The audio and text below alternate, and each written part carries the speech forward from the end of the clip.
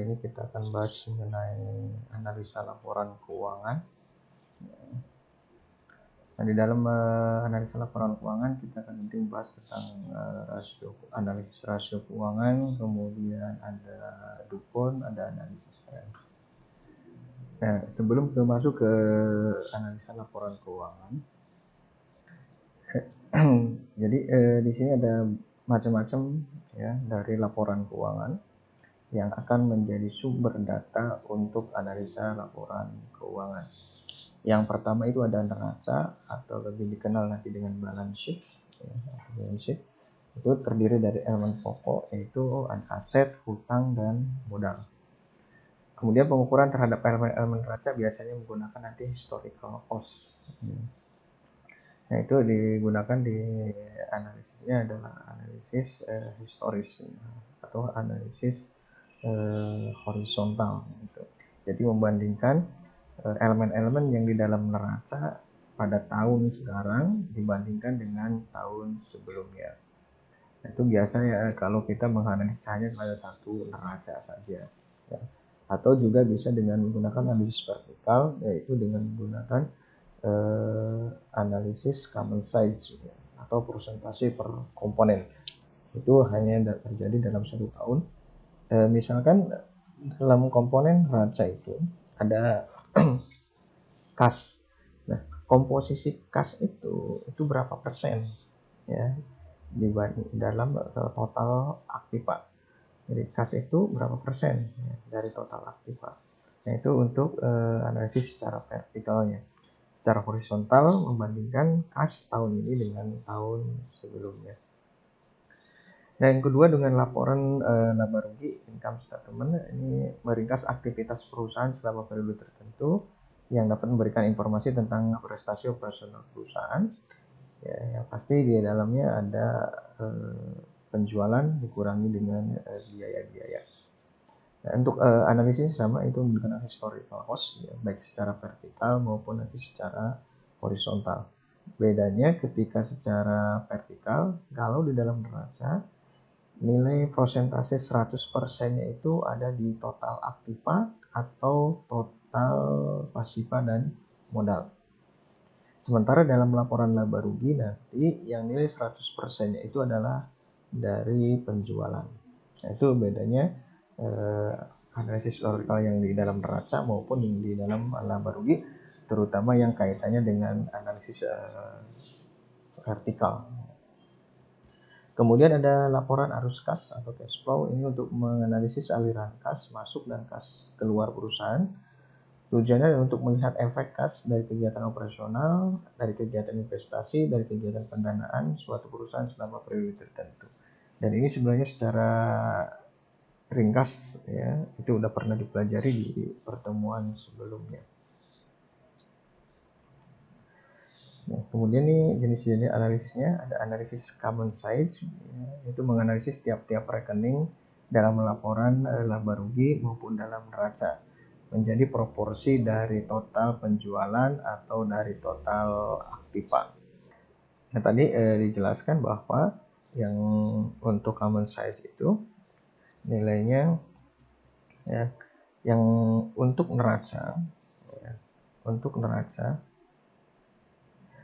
yang nilainya 100% itu adalah total aktiva. Sementara dalam laporan laba rugi yang nilainya 100% itu adalah penjualan. Penjualan atau pendapatan. Ya. Untuk perusahaan-perusahaan jasa biasanya pendapatan, sementara kalau perusahaan manufaktur, ya, perusahaan dagang itu biasanya di penjualan. Kemudian ada analisis rasio, yaitu analisis rasio keuangan, ya, menganalisis dengan cara membandingkan angka-angka yang terdapat dalam neraca di satu sisi dengan laporan laba rugi di sisi lain dan laporan-laporan lainnya.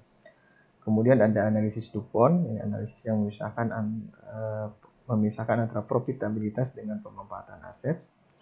Kemudian ini ada analisis kinerja keuangan, yaitu Anda dengan menggunakan metode EVA, ya, Economic Value Added, yaitu analisis untuk mengukur kinerja yang secara langsung berhubungan dengan kekayaan pemegang saham dari waktu ke waktu. Nah, yang berikutnya kita akan bahas ke analisis rasio keuangan. Fungsi dari rasio keuangan yang pertama sebagai alat untuk menilai dan menganalisis prestasi operasi organisasi atau perusahaan. Yang kedua sebagai kerangka kerja perencanaan dan pengendalian keuangan. Manfaatnya adalah ya, bagi manajemen perusahaan itu sebagai bahan evaluasi ya, tentang kinerja perusahaan ya, dan sebagai bahan forecasting untuk rencana ke depan. Sementara bagi manajer kredit ini untuk menilai layak atau tidak perusahaan yang mengajukan kredit itu untuk di ACC atau disetujui ya proses peminjamannya itu.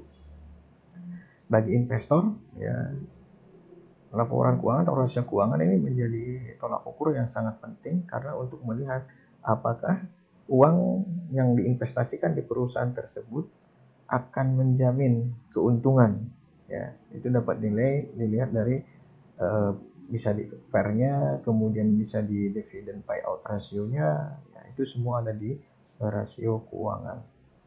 Bagi manajer perusahaan ya sama ini dengan manajemen perusahaan juga sebagai alat analisis ya, evaluasi dan analisis untuk kegiatan ke depan.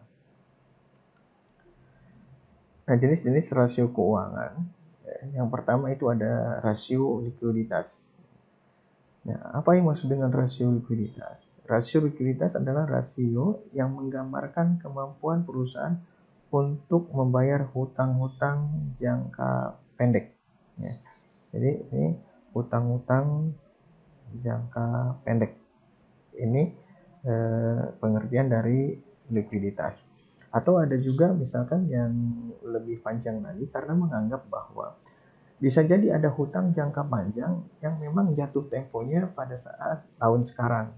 Ya, sehingga pengertiannya dilengkapkan lagi ya bahwa likuiditas itu adalah kemampuan perusahaan untuk membayar hutang jangka pendek atau saat jatuh tempo. Jadi ada penambahan ya atau pada saat jatuh tempo ya. Ini tujuannya adalah hutang jangka panjang tapi jatuh temponya di tahun ini mau tidak mau kan harus dibayar. Maka itu dianggap sebagai hutang jangka pendek. Bisa diperhitungkan untuk perhitungan rasio likuiditas. Nah, rasio likuiditas itu formulanya ada 3 ya. Yang pertama itu menggunakan current ratio. Ya, current ratio itu sama dengan aktiva lancar dibagi dengan hutang lancar ya. Atau rasio lancar sama dengan aktiva lancar dibagi hutang lancar.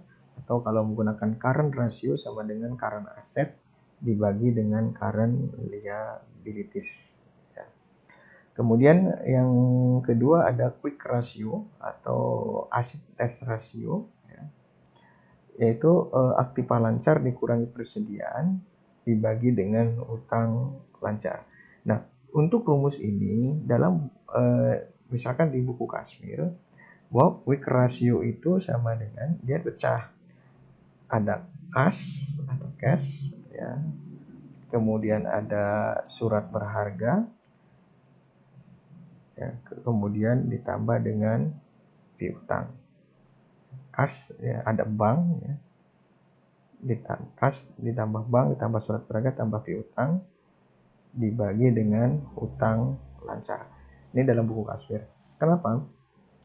Karena pada dasarnya di dalam laporan keuangan yang real di perusahaan yang kalau kita bisa lihat di Bursa Efek Indonesia, bentuk laporan keuangan itu tidak seperti apa yang kita pelajari di kelas. Ya, di kelas misalkan kalau kita lihat neraca komponen dari aktiva lancar itu hanya ada kas, piutang, kemudian persediaan. Ya, di bawah persediaan itu tidak ada akun-akun yang lain. Ya. Sementara penulisan di dalam laporan keuangan atau di dalam neraca itu berdasarkan tingkat likuiditasnya, tingkat yang paling mudah dicairkan dari tingkat liquidnya. Maka yang pertama selalu ada kas, kemudian di bawah kas itu ada bank, ada surat berharga, kemudian ada piutang dan ada persediaan. Nah, quick ratio ini menganggap persediaan ini tidak terlalu liquid. Kenapa? Karena dari persediaan itu, ya, kalau persediaan barang jadi, ya tinggal dijual akan menimbulkan piutang baru akan menjadi kas. Ya. Jadi tahapannya terlalu lama, sehingga beranggapan quick ratio ini menghilangkan persediaan. Tapi dalam bentuk laporan keuangan yang real di perusahaan, di dalam di bawah persediaan atau setelah persediaan itu biasanya ada akun-akun yang lain yang masuk kepada komponen aktiva lancar. Misalkan ada pajak dibayar di muka, ada sewa dibayar di muka, itu masuk di dalam komponen aktiva lancar. Ya, padahal biaya-biaya yang sudah dibayar di muka kan sudah nggak bisa ditarik lagi. Ya. Sama persediaan yang sudah dijual, apalagi yang di bawah persediaan.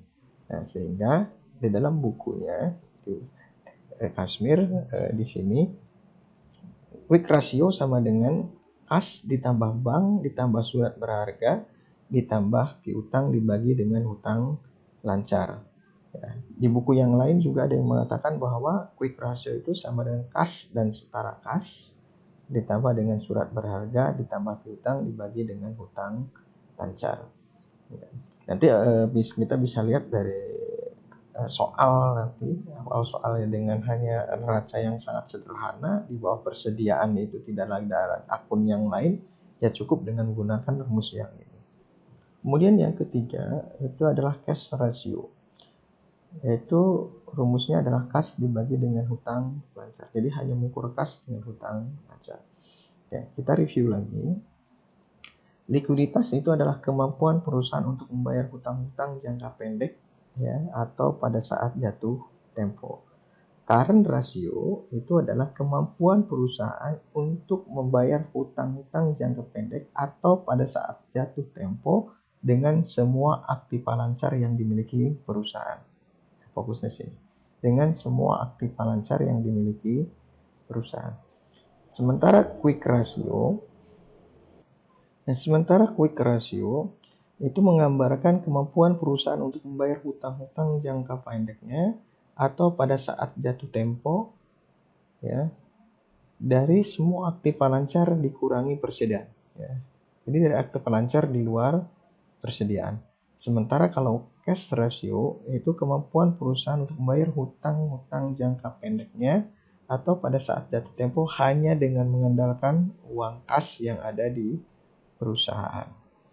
Nah, ini tiga formula yang bisa digunakan untuk menilai likuiditas perusahaan. Ya. Secara umum, ya, kalau kita lihat di laporan keuangan atau annual report di perusahaan yang dipublish di Bursa Efek Indonesia ataupun di website perusahaan sendiri, biasanya hanya menggunakan current ratio. Quick ratio dengan cash ratio biasanya digunakan untuk internal perusahaan, tapi yang di publik itu menggunakan current ratio. Contoh misalkan ada neraca PTX, ini data dalam ribuan. Ini ada neraca ya, atau balance sheet ya, tahun 2019 dengan tahun 2020. Nah, ini sangat sederhana ya. Ini kan bawah persediaan tidak ada lagi. Nah, misalkan tadi current ratio, ya, rumusnya itu adalah aktiva lancar, ya, nilai aktiva lancar dibagi dengan hutang lancar atau kewajiban lancar. Ini untuk tahun 2019, ya. Jadi 415.000 dibagi dengan 65.000. Ya. Kita ke halaman berikutnya. Di sini sudah ada rumusnya. Tahun 2019 tadi 415.000. Ini aktiva lancarnya adalah 419.000 dibagi dengan kewajiban lancar 65.000. 65.000. Maaf, ini 415.000. Ya. 415.000 dibagi 65.000 hasilnya 6,3 Ya, artinya apa? Artinya pada tahun 2019 ini setiap hutang Rp1, hutang jangka pendek Rp1 akan dijamin oleh Aktiva Lancar sebanyak Rp6,38. Kalau mau pakai persen juga silahkan. Kalau mau pakai persen berarti setiap hutang 1% akan hutang jangka pendek 1% akan dijamin oleh Aktiva Lancar sebanyak 6,38%. Nah, bagaimana dengan tahun 2020? Ya, tahun 2020 ya, ini untuk Aktiva Lancarnya 591,099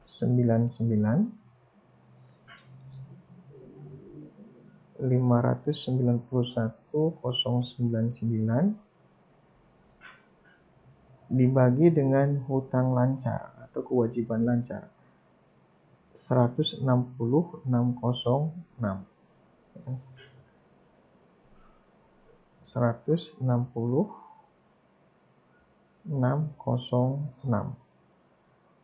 sama dengan 3,68.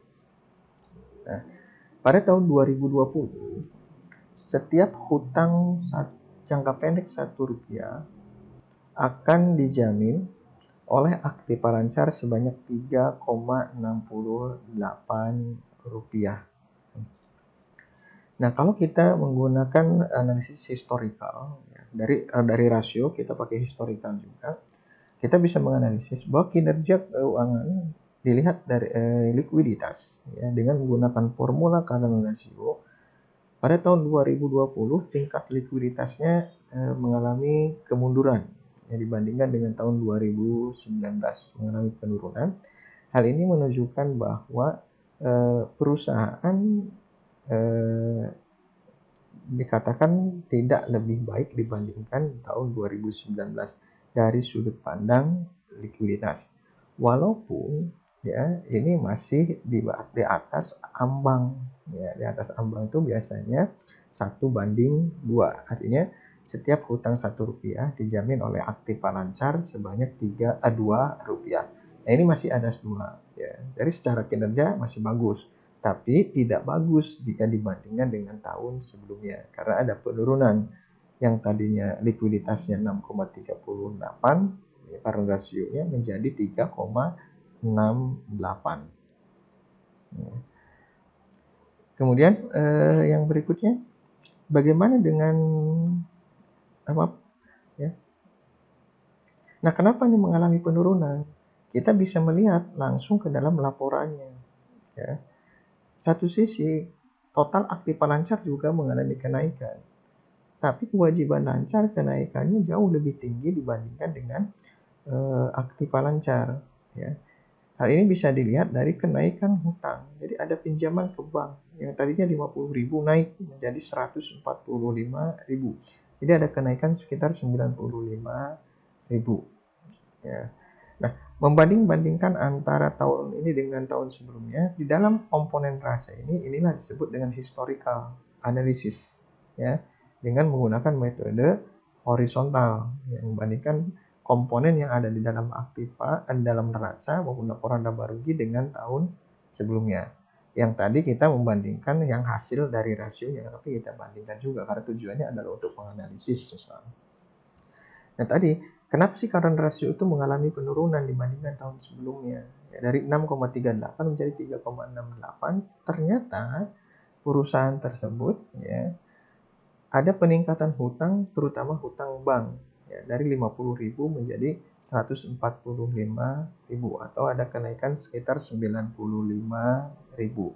Hal ini tidak berbanding dengan kenaikan yang ada di dalam Aktiva Lancar. Ya, bisa jadi kenaikan hutang dagang ini, baik hutang bank ini, ya, ada yang dialokasikan yang bukan di dalam Aktiva Lancar, tetapi dalam Aktiva tetap. Oke, yang berikutnya kita coba hitung menggunakan QR atau Quick Ratio atau Acid Test Ratio. Ya, tapi biasanya ini juga tidak berbeda jauh. Jika tahun 2020 ada mengalami penurunan dibandingkan 2019, biasanya quick ratio juga mengalami penurunan. Ya. Kita tadi ini aktiva lancarnya, kita ambil yang di atas, ini 415.000 dibagi dengan 65.000 dikurangi persediaan. Persediaannya ini adalah 250.000. 250.000 sama dengan 2,54. Interpretasinya bagaimana? Interpretasinya dalam setiap hutang jangka pendek Rp1 akan dijamin oleh aktiva lancar di luar persediaan sebanyak Rp2,54. Ya, kita yang ke tahun 2020 persediaannya adalah 270. Untuk 2020 591.099 dibagi 160.606 dikurangi tadi 270.000 persediaannya. 270.000 sama dengan 2,00. Ya. Interpretasinya, setiap hutang jangka pendek Rp1 akan dijamin oleh aktiva lancar di luar persediaan sebanyak Rp2. Ya, ini masih bagus walaupun ada penurunan, karena untuk quick ratio itu adalah 1:1. Ya, current ratio itu adalah 1:2, quick ratio itu adalah 1:1. Ininya batasan minimalnya. Nah, ini mengalami penurunan ya, dari 2,54 menjadi 2,00. Penurunannya tidak terlalu signifikan ya, karena di sini ya, di kenaikan hutang ini digunakan untuk aktiva lancar. Kemudian kita quick ratio. Ya, quick ratio itu hanya akan membahas kas dan surat berharga atau kas dengan setara kas. Ya. Ini kasnya tahun ini adalah 155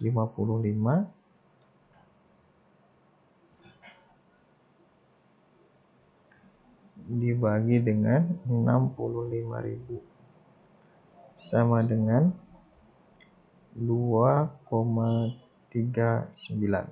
Ini semua karena pembulatan. Jadi ini setiap hutang Rp1 akan dijamin oleh kas dan setara kas sebanyak Rp2,39. Sementara untuk tahun 2020 ya, kasnya mengalami kenaikan yang tinggi. Hal ini disebabkan oleh apa? Nah, ini tadi di sini ada peningkatan hutang bank. Karena peningkatan hutang bank dialokasikan juga dalam bentuk kas atau di dalam bentuk surat berharga. Ini 309.099 dibagi dengan 160.606 sama dengan 1,93. Ya. Jadi di sini tahun 2020 setiap hutang jangka pendek Rp1 akan dijamin oleh kas dan setara kas sebanyak Rp1,93. Nah, ini juga bisa dinilai bahwa perusahaan X ini dari segi likuiditas tahun 2020 masih bagus, walaupun memang mengalami penurunan dibandingkan dengan 2019 karena masih di atas indikator minimal ya. Current ratio masih di atas 1:2, quick ratio masih di atas 1, sementara cash ratio masih di atas 0,5. Tadi perhitungan dari likuiditas. Kemudian rasio keuangan yang kedua adalah rasio leverage atau rasio solvabilitas. Yaitu rasio yang menggambarkan kemampuan perusahaan untuk membayar seluruh hutang-hutangnya. Ya, baik jangka pendek maupun jangka panjang, terutama pada saat akan dilikuidasi. Ya, itu kemampuan perusahaan untuk membayar seluruh hutang-hutangnya, baik jangka pendek maupun jangka panjang, terutama pada saat akan dilikuidasi. Nah, perbedaannya, likuiditas itu adalah jangka pendek, solvabilitas itu total hutang, pendek maupun panjang. Nah, formula yang bisa digunakan untuk menilai rasio solvabilitas itu ada 4. Di beberapa buku yang lain biasanya cuma 3. Ini ada 4, bahkan ada lebih. Nah, kita bisa menggunakan 4 yang umum digunakan. Yang pertama ada debt to asset ratio atau DAR, yaitu rasio yang mengukur hutang dibandingkan dengan total aset. Ya, maka di sini udah jelas debt to total aset. Debitnya ini utang, total asetnya adalah rasio. Berarti rumusnya adalah total hutang dibagi dengan total aktiva. Kemudian ada debt to equity ratio atau DER. Ini adalah rasio yang membandingkan antara hutang dengan ekuitas atau modal sendiri. Sama dengan total hutang dibagi dengan total equity. Kemudian ada time interest to earning ratio. Di sini adalah rasio yang menggambarkan kemampuan perusahaan, ya, sejauh mana laba, ya, EBIT, ya, laba operasional itu untuk menjamin beban bunga. Ya, berapa persen, sejauh mana laba operasional itu disiapkan untuk membayar beban bunga. Ya, laba operasional itu adalah EBIT, earning before interest and tax. Nah, ini dibagi dengan bunga. Kemudian fixed charge coverage yaitu sama dengan EBIT ditambah biaya sewa dibagi dengan bunga ditambah biaya sewa. Ini rasio yang menggambarkan kemampuan perusahaan untuk memenuhi kewajiban-kewajiban tetap. Ya, di sini makanya ada biaya sewa, ya, itu ada kewajiban tetap dari laba operasi perusahaan. Sehingga rumusnya EBIT ditambah dengan biaya sewa dibagi dengan bunga ditambah dengan biaya sewa. Nah, untuk contoh perhitungannya, ya, dalam rasio kalau tadi rasio likuiditas itu hanya untuk melihat dari neraca, sementara untuk solvabilitas ini neraca dengan laporan laba rugi. Ya.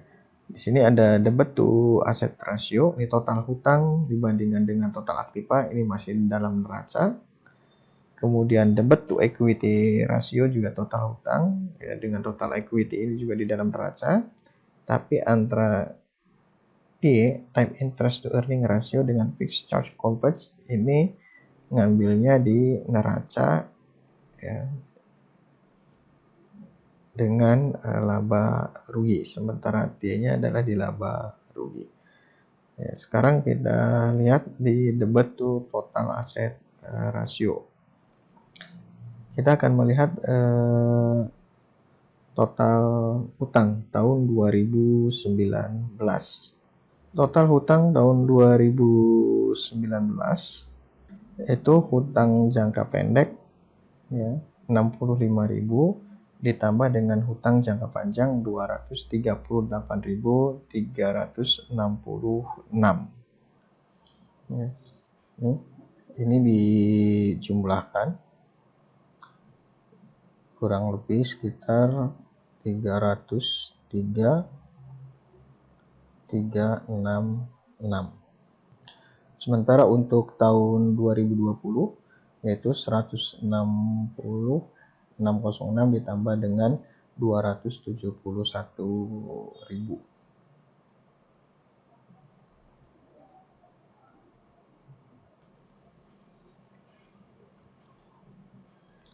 Ini 431.606.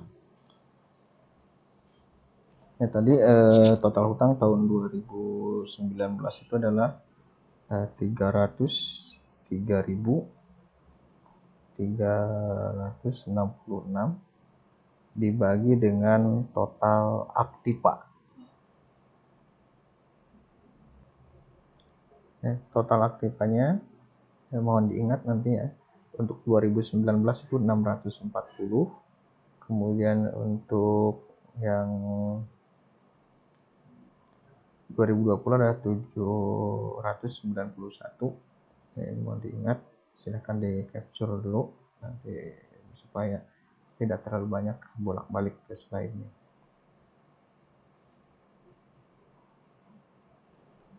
Tadi total aktifanya itu adalah 640.000 sama dengan 0,47 ya. 0,47 artinya adalah komposisi hutang di dalam perusahaan itu 47% dari modal yang ada. 47%-nya bersumber dari hutang untuk tahun 2019. Sementara untuk tahun 2020 total hutangnya tahun 2020 tadi 431.606 dibanding dengan 791.099 sama dengan 0,55 atau sekitar 55%. Jadi komposisi hutang di dalam perusahaan tersebut ya, sumber modal yang dalam perusahaan, struktur modal perusahaan tersebut 55%-nya itu bersumber dari hutang pada tahun 2020. Sementara pada tahun 2019 ini hanya 47%. Jadi mengalami kenaikan dari 0,47 menjadi 0,55 atau dari 47% menjadi 55%. Nah, apakah hal ini dikatakan buruk? Ya, belum tentu. Ya, karena masih banyak perusahaan juga yang komposisi modalnya lebih besar dari hutang itu tetap survive sampai sekarang. Cuma di sini mengindikasikan bahwa pada tahun 2020 perusahaan ini resikonya jauh lebih tinggi. Ya, resiko untuk membayar beban bunga yang lebih tinggi dibandingkan dengan tahun sebelumnya. Yang tahun sebelumnya hutangnya cuma 47%, sementara tahun 2020 naik menjadi 55%. Jadi ada kenaikan resikonya. Nah, kenaikan ini 0, dari 0,47 menjadi 0,55 disebabkan oleh apa? Nah, kita lihat dari total hutangnya dari 366 menjadi 431.606. Nah, ini kenaikan apa? Tadi kenaikannya adalah kenaikan ada di hutang bank yang naik karena ini berkaitan dengan total hutang. Kemudian yang berikutnya adalah membandingkan antara hutang dengan ekuitas. Jadi kontribusi hutang dengan ekuitas terhadap kegiatan operasional perusahaan atau investasi perusahaan. Komposisinya berapa sih? Ya. Kita lihat total hutangnya tahun 2019 ini 303.366 dibagi dengan total equity ya, total ekuitas ini total ekuitas. Nah, ini ekuitasnya biasa, ini laba ditahan. Total ekuitas ini gabungan antara 320 dengan 16.634 ya.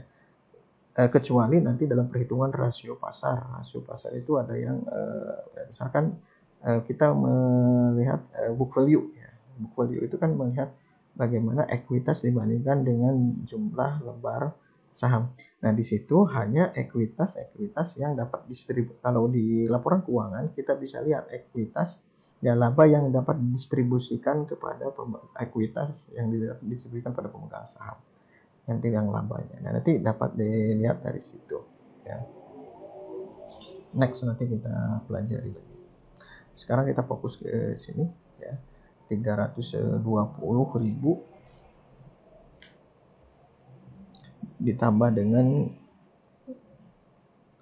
ya 320.000 ditambah dengan 16.634 ini sekitar 336.634. Untuk tahun 2020-nya 359.493. Nanti mohon diingat ya. Jadi total ekuitasnya adalah 336.634. Ini sama dengan 0,9. Sementara tahun 2020 dari 431.606 dibagi dengan tadi 359.493. Ini sama dengan 1,20 atau 1,2. Jadi pada tahun 2019 kontribusi hutang dengan ekuitas itu 0,9. Dan sementara tahun 2020 itu adalah 1,2. Ya, kemudian yang berikutnya adalah time interest to earning ratio, itu membandingkan antara EBIT dengan bunga. Ya. Kita lihat EBIT-nya di sini. Ya, ini laba sebelum bunga pajak atau total biaya operasi. Ini laba sebelum bunga, ini adalah laba operasinya. Ya. Itu adalah EBIT 62.973 dibagi dengan bunga 35.250. Ini sama dengan 1,79. Sementara tahun 2020 itu 73.998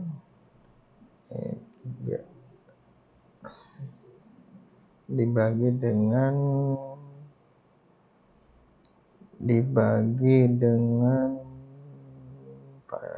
bunga 35.900 ya. 35.900 sama dengan 2,06. Nah, ini untuk time interest to earning ratio, untuk rasio solvabilitas. Sementara untuk menggunakan rumus yang ini ya, ini kita tidak ada datanya ya, terutama data yang sewa ini kita belum punya ya. Jadi kalau kita hanya menggunakan EBIT dengan bunga, ya hasilnya akan sama seperti ini. Kenapa biaya sewanya nggak ada? Kita lihat di dalam neraca juga tidak ada namanya biaya sewa. Ya, di neraca ya kita nggak menemukan namanya biaya sewa di sini. Di sini hanya tanah, bangunan, pabrik dan peralatan, nggak ada yang keterangan dengan sewanya. Sehingga tadi fixed convert rasionya itu kita hampir sama nanti dengan menggunakan TA, itu time interest to earning ratio. Oke, sampai sini. Kalau ada yang ditanyakan, silahkan di kolom komentar yang ada di Classroom. Ya. Nanti kita akan bahas untuk yang rasio berikutnya di pertemuan yang akan datang. Terima kasih. Assalamualaikum warahmatullahi wabarakatuh.